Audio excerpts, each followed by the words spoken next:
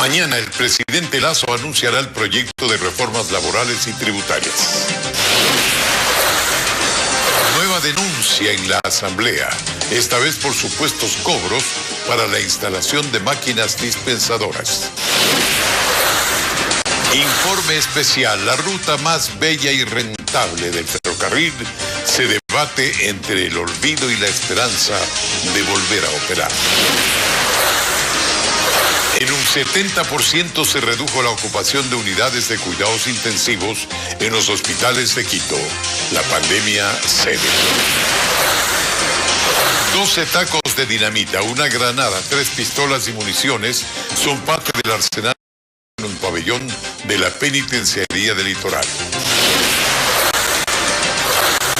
Momentos de pánico por un voraz incendio que consumió el mercado San Miguelito en El Salvador. 6.000 personas fueron evacuadas.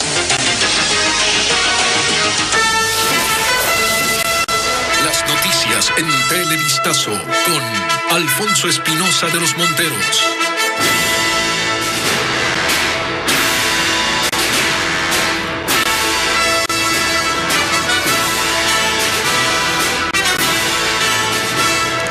Buenas noches, amigos televidentes. Iniciamos con un anuncio importante. El gobierno entregará este viernes a la Asamblea el proyecto urgente en materia económica que contendrá cambios en distintas materias. Será un proyecto integral de reformas que el gobierno espera tenga acogida para su aprobación. Si hay bloqueo, tendremos consulta popular para que el pueblo directamente se pronuncie. En las últimas horas, el régimen afina la iniciativa en materia laboral, que desde ya tiene el rechazo en el legislativo y en sectores sociales y laborales. Francisco Garcés nos explica más. Este jueves a las 21 horas el presidente Lasso anunciará detalles de su proyecto de ley. Inicialmente era una reforma laboral, a ella se sumó una reforma tributaria, luego incluyeron normas en el ámbito económico y así fue creciendo el proyecto que este viernes llegará a la Asamblea y que deberá ser analizado con el carácter de económico urgente. El gobierno planteó así la propuesta como una estrategia política. Si se trata de hacerlo en forma aislada, individualizada, las cosas se van a complicar mucho más. Los equipos del régimen aún afinan el proyecto que llevaría el mismo presidente Lasso al legislativo, en donde ya empezaron los diálogos políticos en busca de apoyos. Y la transformación del Ecuador supone dejar de lado las consignas y entender que el empleo, la inversión, la confianza no se va a generar en las condiciones actuales. Pero eso no es lo que creen las organizaciones sociales y laborales que anunciaron su rechazo a la propuesta. Los gremios incluso abrieron un diálogo con el Ejecutivo y uno de sus pedidos fue que primero se socialice la propuesta antes de enviarla al Legislativo. No es coherente con lo que está haciendo el gobierno. Por un lado, llamar a un diálogo y por otro lado me adelanto en presentar un proyecto donde ni siquiera ha sido socializado, debatido. El gobierno ya da por hecho que su propuesta sería rechazada por la Asamblea y por eso ya planifica la reacción. Se tiene previsto recurrir a herramientas de democracia directa como la consulta popular, de tal manera que sea la población quien, frente a estos bloqueos, se pronuncie con su veredicto respecto de la temática sobre la que se le consulte. Por eso el régimen ya analiza también el contenido de una posible consulta en vista de que se requerirá un mecanismo para que la población conozca el proyecto y pueda pronunciarse. El presidente de la República continúa en Nueva York, donde se reúne con autoridades de alto nivel. Guillermo Lasso también invitó a inversionistas a inyectar recursos en la economía ecuatoriana. Ratificó que la generación de empleo es la prioridad de su gobierno. La gira del presidente ecuatoriano Guillermo Lasso culmina hoy. En Nueva York, el jefe de Estado mantuvo reuniones con el secretario general de la ONU, Antonio Guterres. Con él se trataron temas relativos a la migración, el cambio climático, la vacunación y la reactivación económica. Lasso también tuvo un encuentro con Josep Borrell, alto representante de la Unión Europea para Asuntos Exteriores. Allí se ratificó el compromiso del gobierno de fortalecer los lazos de cooperación en materia de salud, inversión y comercio. En una reunión con inversionistas, Lasso expuso una vez más la prioridad de este segundo momento de su gobierno. El objetivo de nuestro gobierno será crear empleo. Yo creo que la mejor herramienta para luchar contra la pobreza es el empleo. Y el empleo no lo crean los gobiernos, el empleo lo crean ustedes, los inversionistas. En este evento se suscribió un contrato de inversión por $100 millones de una que ya mantiene actividades en el país. Es un tema muy importante porque genera mucho empleo, genera inversiones, y lo que estamos haciendo es, durante estos 100 primeros días hemos generado $700 millones en inversiones. Se dijo además que la percepción que ha dejado el Ecuador durante esta visita a México y Estados Unidos es por demás positiva. El presidente dio su visión de cómo el país está recuperándose tras la pandemia y cómo el país está abierto para las inversiones internacionales. Lasso además se reunió con el presidente del Banco Mundial, David Malpass, donde entre otros temas se trató sobre la asistencia técnica y financiera que ese organismo le dará al Ecuador.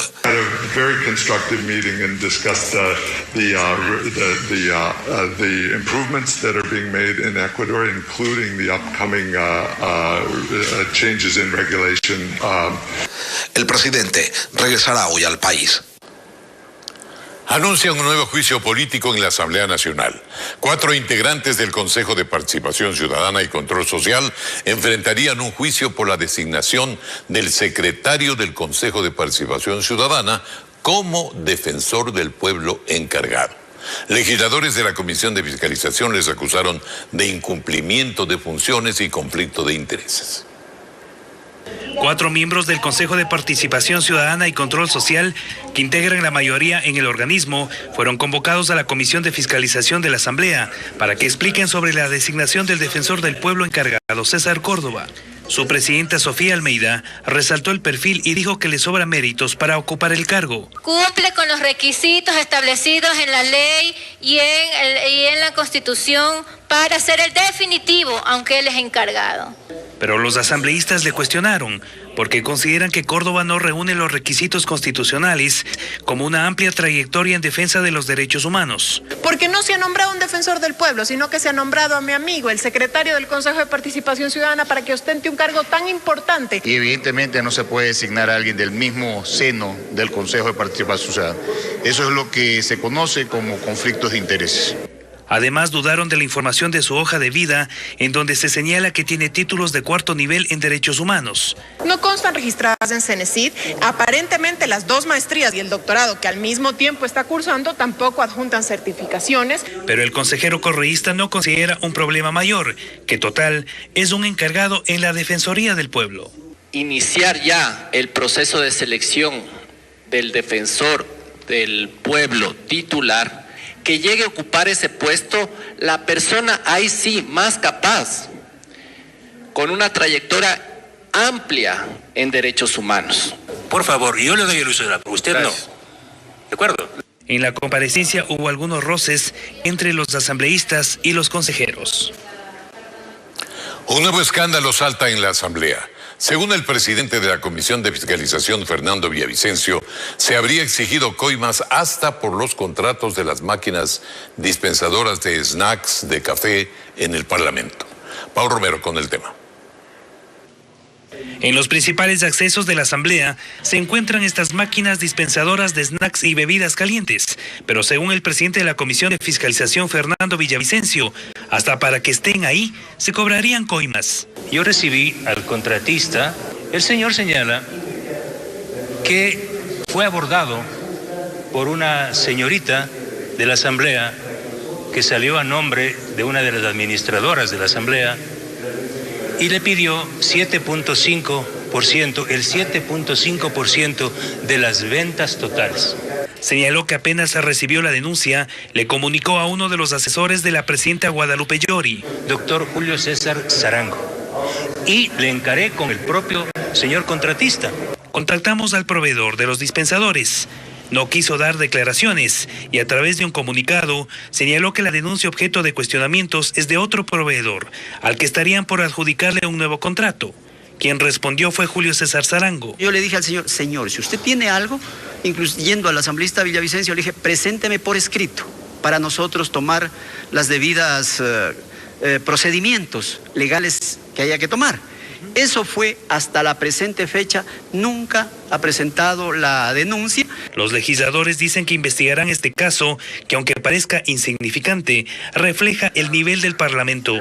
Estaban pidiendo un soborno, una coima, por el café. O sea, aquí no estamos solamente hablando de empanadas de $6 con sobreprecios. Salimos de una legislatura que fue cuestionada. Hoy estamos en el mismo camino o peor. Y yo creo que es el momento que las autoridades de la Asamblea no culpen a una parte administrativa, un asesor, a una secretaria, no. En 4 meses de funcionamiento, la Asamblea no supera el vaivén de las denuncias y el desprestigio.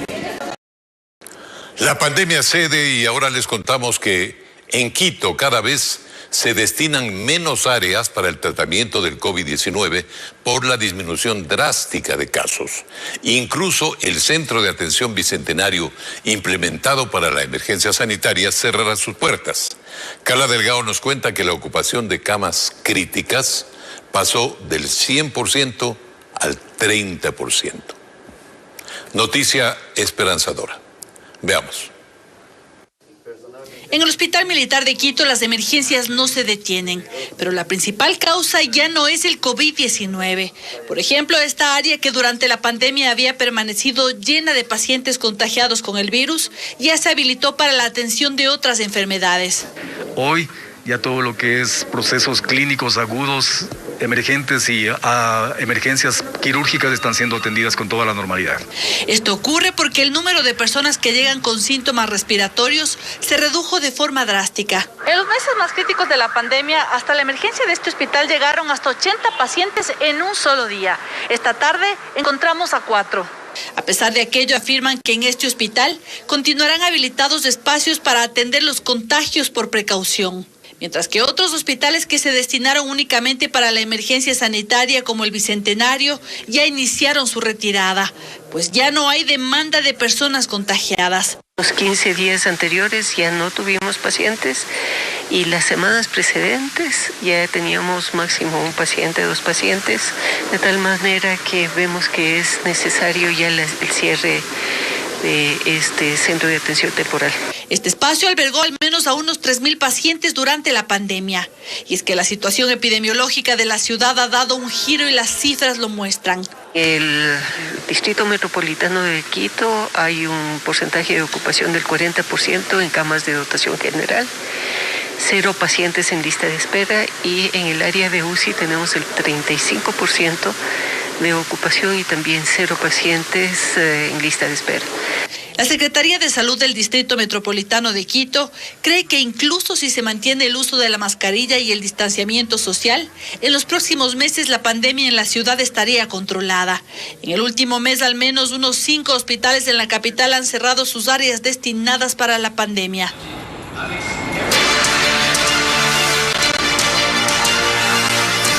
El ferrocarril, entre la agonía y la esperanza. La situación económica de la empresa de ferrocarriles del Ecuador y la pandemia fueron los factores que obligaron al expresidente Lenín Moreno a ordenar la liquidación de la empresa. Las locomotoras se apagaron y los vagones dejaron de rodar. Y con ellos también se estancó la vida de varias poblaciones. Una de ellas, Alausí, en Chimborazo, que se encuentra precisamente allí, al pie de la Nariz del Diablo. Francisco Garcés visitó ese cantón.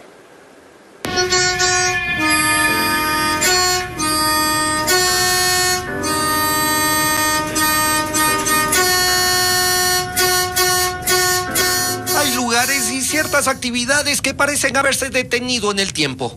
Le pasó al ferrocarril ecuatoriano que un día del año pasado cerró sus puertas y así se quedó.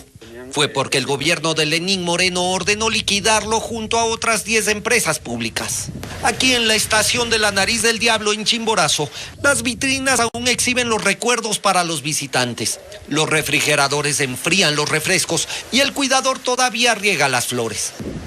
Todo está como el último día en que cientos de turistas paseaban por las pasarelas. Entraban por la estación, veían un espectáculo de danza y se maravillaban con los paisajes de esta, la obra de ingeniería más emblemática del ferrocarril ecuatoriano. es que aquí la roca fue cortada para hacer una estrecha pasarela al borde del precipicio y de a poco sortear la inclinación de la montaña. Son 12 kilómetros desde la estación hasta la UCI, pero que hicieron al tren ecuatoriano reconocido en todo el mundo. No es la primera vez que sucede. Cada vez que el tren se detiene, también lo hace la vida de los sitios a su paso. Aquí las ruinas de casi medio siglo se mezclan con las que tienen algo más de un año. Y es que si no pasa el tren, aquí no hay nada que hacer.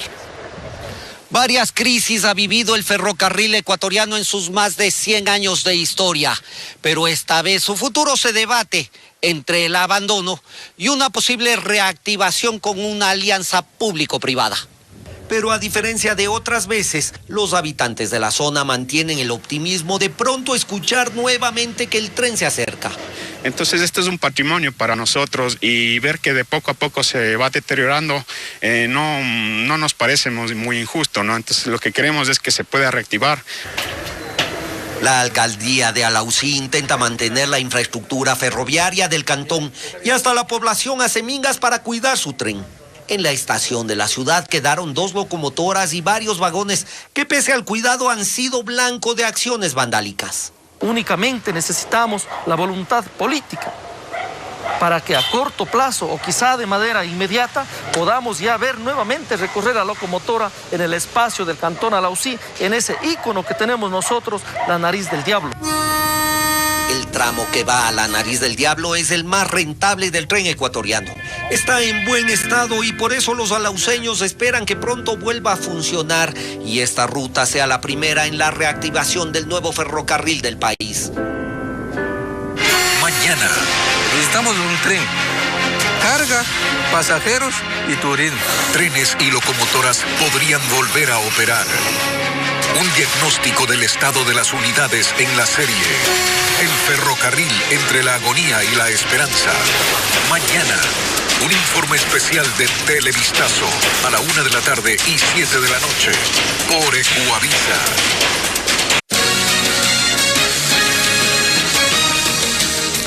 Decíamos, un arsenal fue encontrado en uno de los pabellones de la penitenciaría del Litoral en Guayaquil. Melin Ochoa nos informa que el comandante zonal de la policía propone que se coloquen francotiradores en las garitas elevadas que rodean este centro carcelario. Agentes de la policía tuvieron que romper paredes y techos para poder encontrar el armamento que estaba escondido en la penitenciaría del Litoral. Tras el operativo hallaron una granada de fabricación militar, 12 cartuchos de dinamita artesanal, 3 armas de fuego, 500 municiones, 16 celulares, 6 módem, dinero, droga y otros objetos ilegales. Es porque está planificando algún tipo de atentado, al contrario. Entonces nosotros como policía tenemos que evitar que esto se dé y es por eso que en base al trabajo de inteligencia que tenemos, que estamos trabajando con el fin de evitar que se sigan dando tentativas o muertes violentas al interior de los centros. El allanamiento se realizó en 4 bloques del pabellón 3, en donde están algunos miembros de la banda de los choneros. 3 unidades tácticas y 2 investigativas participaron del operativo. Con estas acciones se intenta desarmar estas mafias. ¿Todo esto habría sido ingresado ahora o ellos ya tenían encaletado? Mire, yo creo que está encaletado y obviamente estamos buscando, para eso es la inteligencia estratégica. El comandante zonal de la policía también mencionó que los operativos deben ser complementados con la reparación de estas garitas para que desde ahí los uniformados puedan reaccionar de mejor forma frente a un amotinamiento o alertas de emergencia. Hay un personal especializado, un francotirador, para que cuando estos PPL se suban a las terrazas armados a tratar de disparar a nuestros compañeros policías, el compañero policía lo haga siempre respetando los derechos humanos. En todo caso, todo lo que sea mejorar los sistemas de inteligencia, de seguridad, hay que hacerlo. Garitas, muros. Las garitas elevadas de la penitenciaría del Litoral están inhabilitadas.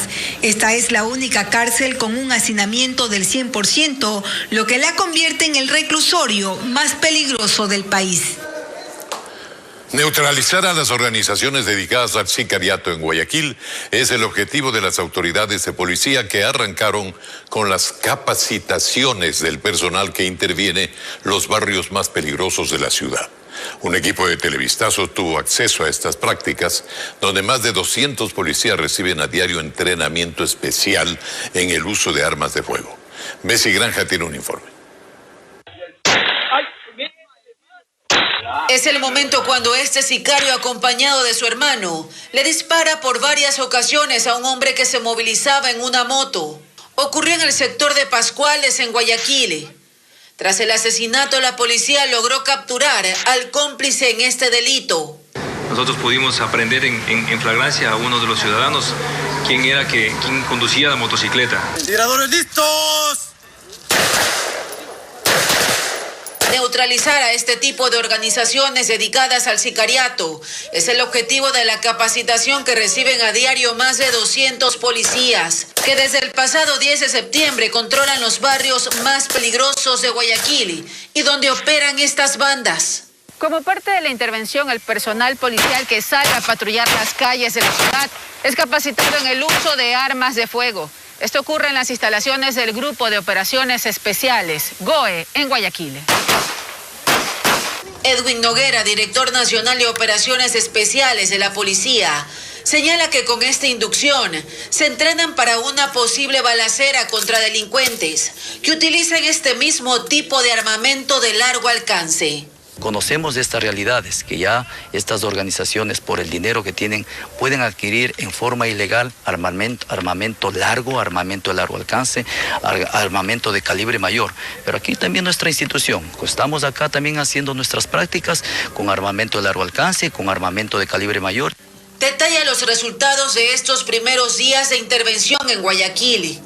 11 sicarios capturados, 263 detenidos, 40 armas de fuego y 444 cuchillos decomisados y 647 kilos de cocaína recopilados.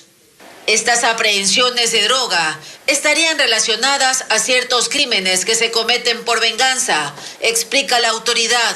Alguien tiene que pagar a estas organizaciones y lamentablemente pues son aquellas personas que se encargaban de cuidar o aquellas personas que no hicieron bien el trabajo ilegal, no cuidaron bien, y pues son aquellas personas que lamentablemente tienen que ser ejecutadas o muertas por las de estas organizaciones. ¡Dale! Se planifica extender los operativos de intervención a otras zonas de la ciudad. Los casos por COVID-19 continúan a la baja, como lo demostramos en el caso de la ciudad de Quito, y en algunos sectores se empiezan a observar los efectos de este descenso también en la ciudad de Guayaquil. La última paciente por coronavirus de la unidad de cuidados intensivos en un hospital del puerto principal fue dada de alta, mientras los buses interprovinciales pueden operar ya con el 100% de aforo. José Carlos Alvarado nos trae el reporte. Sin duda es uno de los momentos más felices de Jacinta Burgos, de 76 años. Ella es la última paciente que quedaba en el área COVID del Hospital Monte Sinaí de Guayaquil.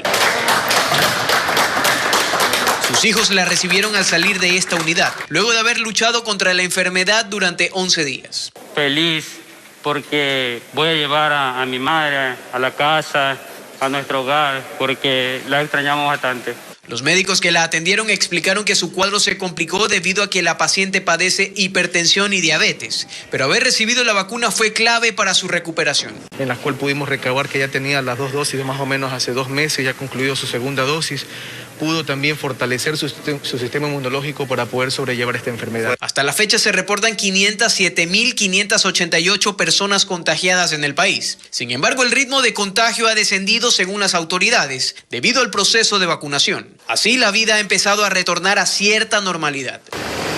Por ejemplo, el COE Nacional admitió que los buses intra e interprovinciales operen con el 100% de aforo. Algunos pasajeros en la terminal terrestre de Guayaquil contemplan que la medida era necesaria para retomar el ritmo que el país tenía antes de la pandemia. Pero igual si nos cuidamos, yo creo que sí, como estamos la mayoría vacunados, entonces yo creo que eso ya más que suficiente. Cindy Espinosa, vocera de esta terminal, explica que varias instituciones vigilan el cumplimiento de las medidas en los buses y en las estaciones. Por ejemplo, las cooperativas serán sancionadas si venden boletos de más. Es decir, en ninguna ventanilla, si un bus tiene capacidad para 45 personas, que es el promedio, no podrá vender un boleto número 46 para ese mismo bus. Pese a este relajamiento, esta medida será evaluada el próximo 4 de octubre para definir su continuidad, en caso de que la tendencia de contagios siga descendiendo.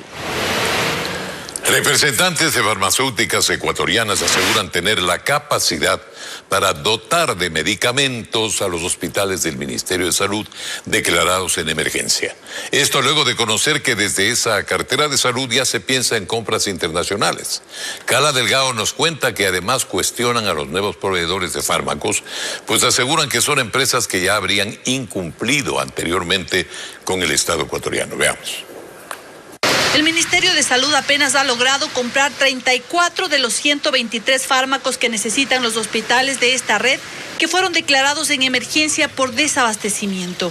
Esto ocurriría, según señalaron las autoridades, por la falta de ofertantes locales, por lo que ya se buscan otras estrategias. Así lo aseguró el martes el viceministro de Salud, Miguel Moreira. Ante esta situación de falta de medicamentos en el mercado ecuatoriano, tendríamos que ver la posibilidad de hacer una compra internacional.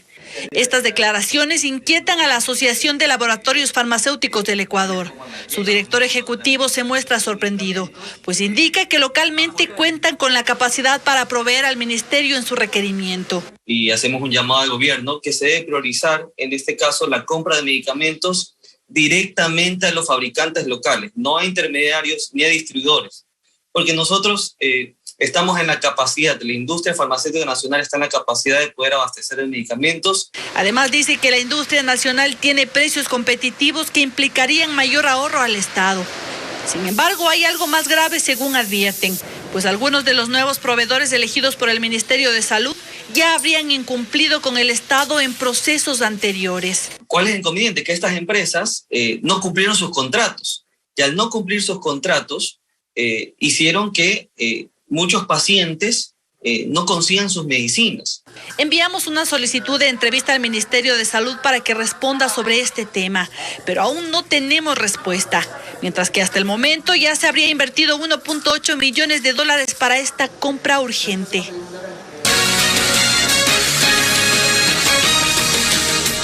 Seguimos. Se reactiva la denuncia presentada por Santiago Guarderas en contra de Jorge Yunda en el Tribunal Contencioso Electoral. El Pleno negó la recusación al juez Ángel Torres presentada por Yunda y ahora llama a audiencia de prueba y alegatos. Jacqueline Rodas amplía.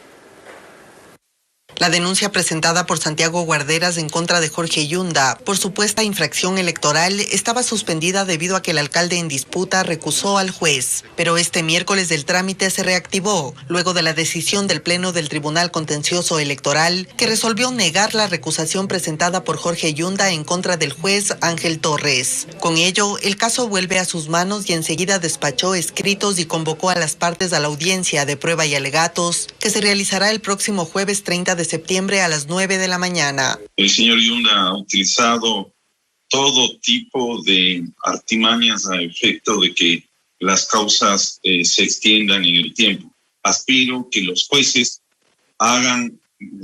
apliquen plenamente el derecho, defiendan el ordenamiento jurídico y por tanto se ponga un precedente. Guarderas denunció a Yunda y a los jueces que fallaron a su favor por no acatar la resolución electoral que ratificó su remoción del cargo, pero está consciente que la vía electoral puede tomar su tiempo, por lo que espera una pronta resolución de la Corte Constitucional. La decisión que expida la Corte Constitucional sobre el fondo del asunto es de ejecución inmediata. Buscamos a David Mesa, abogado de Jorge Yunda, para conocer su opinión. Estamos a la espera de su respuesta. Un nuevo asesinato ocurrió en Quito. Sacapintas mataron a una mujer e hirieron a su esposo para robarles el dinero. Alex Pila nos muestra este caso. Las imágenes muestran a una pareja de 60 años que circulaba por la avenida Maldonado en el sector de la Villaflora, sur de Quito. Según testigos, habrían retirado dinero de una entidad bancaria. De pronto, Dos sujetos a bordo de una moto los interceptan, los amenazan con un arma de fuego para quitarles el dinero. El hombre se opuso y forcejearon. Su esposa intentó ayudarlo, pero el sujeto le disparó y se llevó el botín. Él le metió como unos 4 cachazos y le rompió la cabeza, pero ya igual le fue robando, han sido $650 que le quitaron. El impacto de bala habría comprometido partes vitales. Su deceso fue en el sitio. Solo un disparo. No existen más indicios balísticos, se presume que es un revólver, por la vez que no existen las vainas servidas en el lugar. Personal de criminalística y de muertes violentas de INACED desarrolló las primeras investigaciones para dar con el paradero de los responsables. Los medios tecnológicos siempre nos van a ayudar. Estamos ya recopilando varios respaldos digitales, entre ellos cámaras de videovigilancia, que seguro orientarán al investigativo y a las labores de campo. La policía recomienda a la ciudadanía usar el servicio gratuito de custodia de valores para que hechos como estos no se vuelvan a repetir.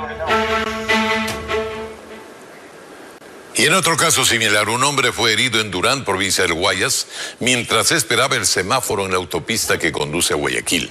La víctima circulaba en una motocicleta con una mujer y una menor de edad cuando fue atacado por un sujeto que se movilizaba en otra motocicleta, quien se bajó para quitarle el dinero que habría sacado de una entidad bancaria. Por no dejarse robar, le disparó en una pierna y se llevó el botín. El hecho violento se produjo en una vía principal del cantón guayasense. Un comerciante fue asesinado en Portoviejo mientras su acompañante quedó herido. El ataque es investigado por la policía, que capturó a 2 jóvenes sospechosos por este crimen que quedó registrado en las cámaras de seguridad. Karen Ceballos nos informa. En este video de seguridad quedó captado el ataque. Un sujeto se acerca al vehículo estacionado e inmediatamente dispara por varias ocasiones. Corre y huye en una moto donde lo esperaba un cómplice. Así, en solo segundos, asesinó a Manuel Castro Arteaga, un comerciante de Portoviejo, Manabí. La policía desplegó personal y muy cerca de la escena del crimen capturó a los presuntos responsables. Janio Smith Z, de 26 años, que tiene 2 antecedentes en el 2014 y 17 por robo, y Fabricio Lodeán C, de 20 años, que no registra antecedentes. La principal evidencia es una pistola 9 milímetros. Los ciudadanos proceden a botar hacia una vivienda un arma de fuego que al momento ya se encuentra fijada y levantada por personal de criminalística. 16 restos de bala encontraron los agentes y como huella del ataque quedaron los agujeros en el vidrio del carro. El acompañante del fallecido fue alcanzado por 3 de los disparos y se recupera en un hospital. El crimen ocurrió a pocos metros del negocio de la víctima en el sector Papagayo. Quienes lo presenciaron quedaron aterrados. La gente en ese momento no sabía ni qué hacer, corría, pero uno no podía meterse, ¿me entiendes? Con este hecho, Manabí ya se acerca a las 150 muertes violentas en este año. Los bloques de cocaína estaban ocultos en 20 sacos de yute escondidos entre cajas de banano. Nada nuevo, por cierto. El operativo se realizó en la zona de preembarque de un puerto en el sur de Guayaquil. Según la policía, el cargamento de 1 tonelada está valorado en el mercado internacional por $34 millones. El destino final del contenedor con la cocaína era Chile, pero la policía ecuatoriana presume que ese país solo iba a ser utilizado de tránsito, pues la finalidad de estas organizaciones es llevar el cargamento hasta Centroamérica. No hay detenidos. Tormentas con vientos huracanados dejan afectaciones en al menos 8 viviendas y más de una decena de personas afectadas en los cantones de Tena y Archidona, en la provincia de Napo. Las lluvias intensas y los fuertes vientos derribaron varios árboles que cayeron y levantaron techos en 8 viviendas de las localidades de Tena y Archidona. Es la primera vez que se presenta un fenómeno de esa intensidad en el sector del país. Que el árbol había caído en una vivienda de 2 pisos, afectando como 50% de daño a la vivienda. En este inmueble, las labores de limpieza continúan. Allí sus propietarios vivieron instantes de pánico en medio de las fuertes tormentas. Mencionan que han perdido al menos $15,000. Estábamos en el patio, como dije, tuvimos que lanzarnos para un lado hasta donde más pudimos. O sea, vivimos momentos de terror. Las afectaciones no solo fueron en viviendas, sino también en la red eléctrica, dejando sin el servicio a varios sectores. Sí, porque estaba haciendo relámpagos y lluvia, truenos, y por eso no hay. por el momento la energía. Juan Carlos Barragán, coordinador zonal de la Secretaría de Gestión de Riesgos, explica las causas que produjeron este fenómeno. Fue debido a que la presencia del aire caliente con el frío, ese choque, ¿no?, entre la cordillera en la parte alta con el aire caliente que viene de la Amazonía, genera este tipo de escenario. El evento natural levantó techos de al menos 8 viviendas, causando daños materiales y afectando más de una decena de familias. Las autoridades no reportaron personas heridas. Un nuevo incendio consumió cerca de 1,5 hectáreas de bosque nativo en el Cerro Colorado, en Guayaquil. Según los bomberos, se presume que el fuego inició de forma premeditada. La crónica con Lenin Artieda. Cerca del mediodía, el Cerro Colorado empezó a arder de nuevo. Es el segundo incendio que se registró en menos de 24 horas en la misma zona. Personal del Cuerpo de Bomberos de Guayaquil se trasladó hacia el lugar para controlar el fuego. Son cerca de 80 bomberos entre voluntarios y rentados, los mismos que están ingresando por cuadrillas. Más de 1,5 hectáreas de bosque nativo se consumió. Ayer fueron casi 2, arrasadas por otro incendio. Para poder acceder hasta el lugar donde se encontraban las llamas, se tuvo que abrir un camino con maquinaria pesada. Tenemos una alarma 3 de incendio forestal. Esto es un incendio declarado con potencial de que el fuego siga creciendo hacia la parte posterior del bosque. Al momento tenemos personal a pie y maquinaria de municipio en la parte alta de la corona del cerro, tratando de que no se pase al resto del bosque y a unas estructuras de caña que están en la parte posterior. Aunque la alta temperatura y la velocidad del viento volvió complejo controlar el incendio, los bomberos lo lograron casi a finalizar la tarde. Ahora iniciarán las investigaciones para determinar el origen del fuego. En 2 semanas se conocería cuándo comenzará a operar el Metro de Quito. Así lo dio a conocer el 5º gerente de la empresa municipal que administra esta obra. Juan Carlos Aisprúa conversó en exclusiva con el funcionario, quien además considera necesario subsidiar una parte de los ingresos operativos del metro. La fecha de cuándo el Metro de Quito transportará a miles de pasajeros en la ciudad aún es incierta. Sin embargo, el nuevo gerente de la empresa pública metropolitana que administra esta obra se siente optimista y cuenta que el modelo de gestión ya fue mejorado para ser presentado en las próximas horas al directorio de la empresa Metro de Quito. Una vez ratificado el modelo de gestión, a nosotros nos tomará 1 o 2 semanas poder darle a la ciudadanía ya una fecha sustentada, concreta y técnicamente construida de cuándo iniciaremos la operación comercial. Y es que el modelo de gestión ha sido una de las tantas piedras en el zapato del Metro de Quito para comenzar sus operaciones lo más pronto posible. El funcionario señala que la obra física registra un 99.3% de avance. Sin embargo, el municipio ha recibido el 72%, mientras que el sistema de telecomunicaciones ha avanzado en 80%. Pero aún hacen falta las contrataciones de los subsistemas. El sistema de recaudo entre ellos, el sistema de comunicaciones de voz y datos, el sistema de operación,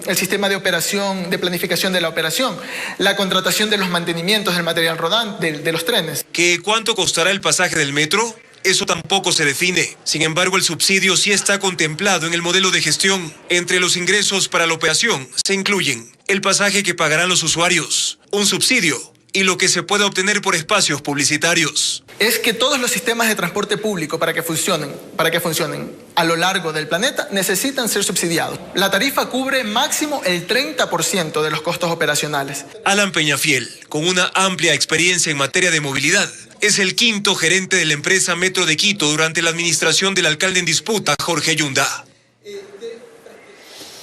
Que sea pronto, ojalá. Quito necesita el metro y ya. Bueno, cerramos este noticiero, nos despedimos agradeciéndoles. Hasta el día de mañana, que estaremos como siempre listos para seguir informando. Buenas noches.